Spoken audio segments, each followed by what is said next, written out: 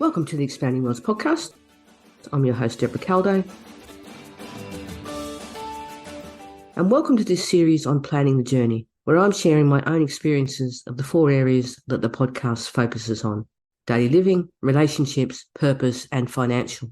So this week I'm talking about purpose, which, if I'm honest, is my favourite topic of all, and one that I've probably done the most episodes on. This is partly because it's an area where positive change is happening, and it's been great to be able to have the opportunity to showcase so many solutions. In the last episode on relationships, I talked about the impact that social isolation can have on our young people. One of the things that leads to an increased rate of isolation for our young people is the fact they are less likely to have a job. Even when, and I truly believe that this is true for pretty much all of our children, they are very capable of being trained to develop the skills that they need to get some form of paid work. I know that if my daughter didn't have her purpose, which at the moment is a supported internship, she would feel lost and certainly unfulfilled. She's motivated to get up in the morning, to go out there, and gets a real sense of achievement from going to her placement. It's interesting because for many of us, purpose only becomes a real issue and something we start to think about when our children start to approach that cliff edge, when full-time education finishes and that what next question is the one that needs an answer.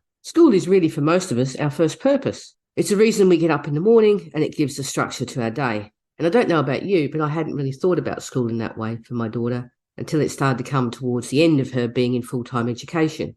We already had a plan in place, but it was certainly an interesting time moving from full-time education into what we can call the real world. And that was when we had to think about how she'd actually spend her day. Now, of course, given the choice, she might choose a screen, but I think there's enough evidence to suggest that's not a good option for any of our children. So like I said, before this podcast was started, we had a plan when it came to purpose for my daughter. And really the plan was centered around the fact that she needed one and that we wanted it to involve some sort of job. So we had already been doing some groundwork with her, particularly around the mindset of purpose. But I'll talk about that more a bit later. But I'll be completely honest and say that once I started to talk to people who were at different stages of the journey, who actually had young people older than my daughter, I started to understand that purpose was key. Because I think prior to that, I'd probably been a bit more focused on developing her daily living skills, because I saw that as so important if she was ever to live on a place of her own one day. But now I realise that purpose in some ways is really the centre of it all for her, because with purpose she will, by necessity, have to learn those skills, and purpose will lead to relationships. And I talked a little bit about that last week in terms of what happens with work colleagues. But it was a fairly steep learning curve thinking about purpose. And I think the thing that sticks in my mind most of all, in all the podcasts I've ever done around purpose, was one word: presumption. And it was Alison Thwaite from the Down Syndrome Association, episode 77, if you want to have a listen, who introduced me to this word presumption. Because up until that moment, I'd assumed my daughter would have a purpose. But to assume is to guess without evidence, and to presume is an informed guess based on reasonable evidence. Now, I know it's semantics in some way, but if you think about it, when you use the word presumed, it's an action word. You then need to have the evidence. And we all have the evidence. We all have that evidence. We all know our young people are much more than the assumptions other people make about them. So we need to have a presumption of purpose. And in my daughter's case, it's the presumption of paid work. But I think we all have to have a presumption of purpose, because without it, we can't have a plan. We can't have a life plan that will work, because our young people cannot sit at home and not feel part of the world. It simply can't be right. So what are the options when it comes to purpose? Well, some people will divide it, saying there's paid purpose and unpaid purpose. But I prefer not to add the money element into this equation. What I prefer to add here is that there is no reason why our young people don't deserve to be paid for the value they add when it comes to work, just like any other person. I'm not going to talk much about organised daily activities that many young people go to after they finish full-time education. The reason is that I see these as being on the passive side of purpose. I've no doubt that for many people, these do provide a purpose. And I know there will be places and organisations who provide these activities who do an amazing job. I think the issue here is why they need to exist as a way to fill people's time. I honestly believe these should only exist as part of a holistic approach to ensuring people with additional needs are given opportunities to live the life they want.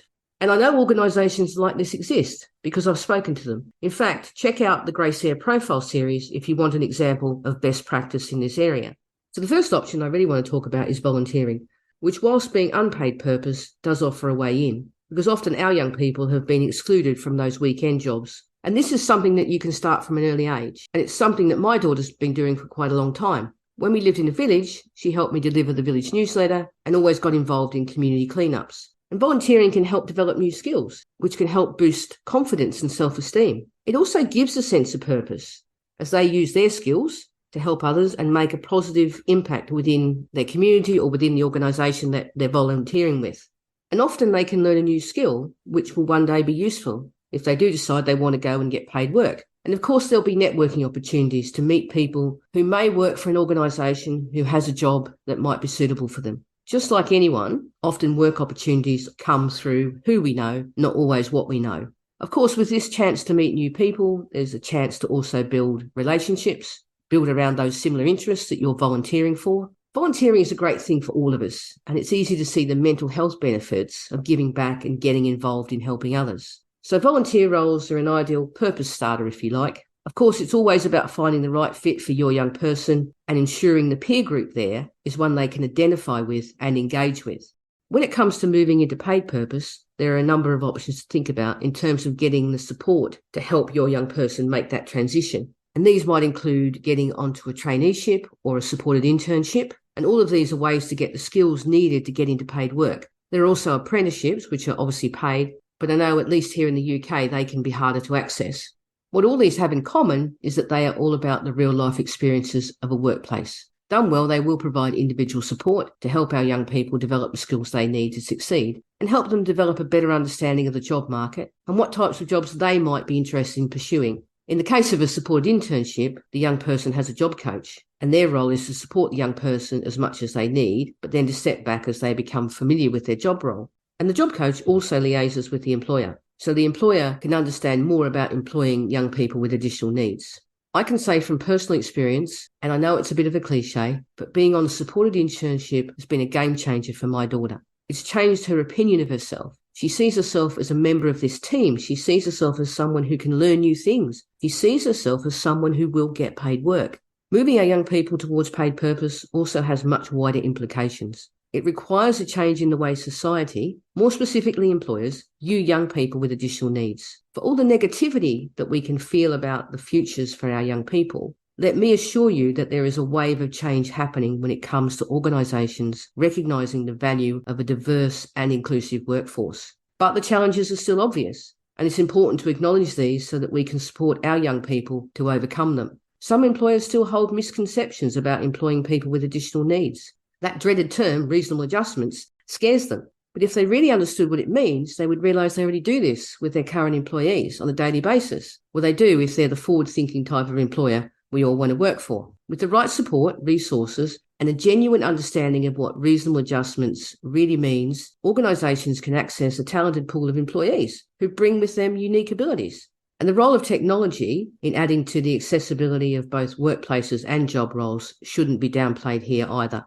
Of course, if you want to adopt a more do-it-yourself approach, there are resources out there. You will need to have conversations with your young person about the reality of work so they aren't applying for roles they aren't ready for. As I mentioned earlier, networking can be key. Perhaps you know someone who has a business your young person could get some work experience at. It's important here, though, to be honest about how that would work so that everyone knows what to expect. I know that often organisations will expect a resume or a CV and that most of our young people won't have one. So you might need to think differently with maybe a video CV.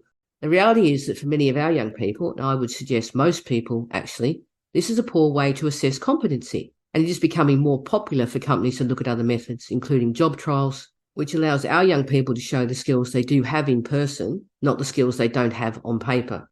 And just like all interpersonal interactions, workplaces have scripts. So a good use of your time will be to practice with them interview scripts and also discuss scripts for workplace interactions as well. If you take this approach, you may need to be prepared to take a more active support role than you would, say, if your young person was on a supported internship.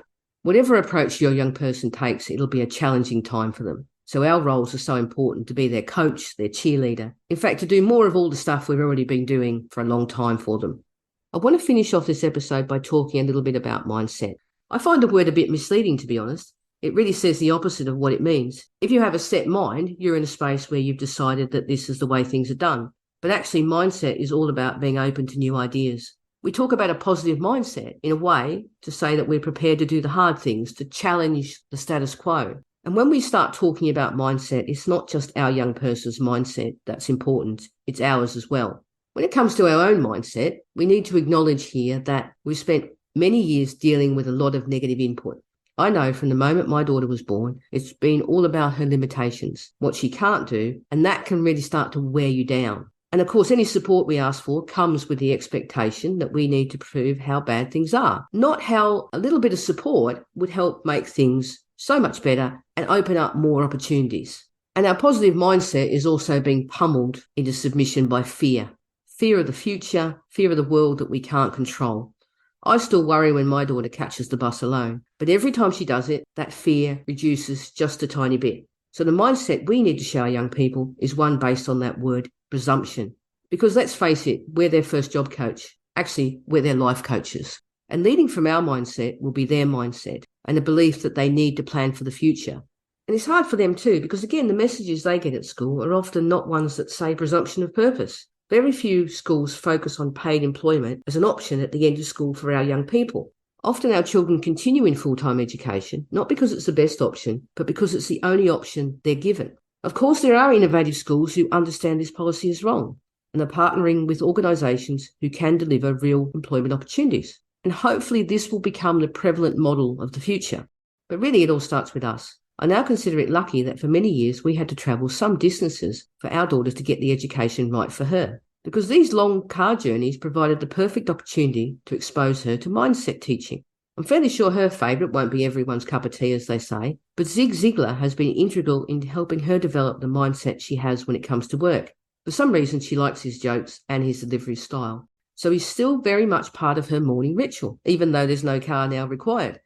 The one thing I've realised above and beyond everything else is that the most important legacy I can leave my daughter is purpose. Yes, daily living skills are important, and I would prefer she didn't live on takeaways. And of course, I want her to have healthy relationships because, as I said in the last episode, social isolation is a silent killer. But if you think about it, purpose facilitates both daily living and relationship skills. With purpose, my daughter has to get ready for work, travel to and from work, and is learning every day how to manage relationships with customers and colleagues. Having a purpose provides a sense of meaning as to why we exist. It provides the why behind our actions, and it gives us a sense of control over our lives. Thanks for listening. I hope listening to this episode has given you some ideas or even made you realise that you're on the right track when it comes to purpose. Next week, I'll be focusing on the financial line. And if you've enjoyed this episode, then please do share it with others. And of course, if you can leave a review wherever you listen to the podcast, that would be amazing. Also, if you're looking for some ideas around purpose, you can visit expandingworlds.com, click on podcast, then focus packs, and all the episodes that I've done on purpose are listed on there. If you have any feedback or you know anyone you think would make a great guest, I'd love to hear from you. Please get in touch, Deborah@expandingworlds.com, or you can message me online. Find me at Deborah Caldo.